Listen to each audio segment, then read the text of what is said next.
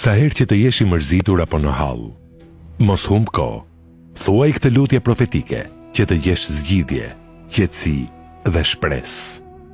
O Zoti im, unë jam robi yt, biri i robit tënd dhe i robëreshës tënde. Qenia ime është në dorën tënde. Mbi mua zbatohet vullneti yt, i drejtë është gjykimi yt. Të lutem, me çdo emër që të takon ty, me të cilin e ke emërtuar veten, që e ke shpallur në librin tënd, apo që ja ke mësuar dikujt prej krijesave të tua, apo që e ke mbajtur të fshehtë në diturinë tënde, bëje Kuranin pranver të zemrës ime dhe dritë të gjoksit tim. Me të ma largo brengën dhe mërzin time.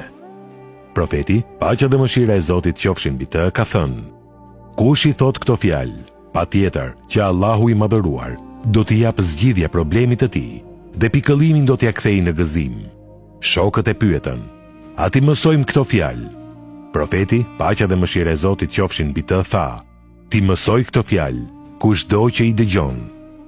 Vëlla dhe motër, të gjithë kemi probleme, të gjithë kemi halle. Çdo njeri ka problematikat e veta, por mos e neglizho këtë lutje. Thuaje sa herë të jesh në vështirësi, dhe me lejen e Zotit do të vijë zgjidhja.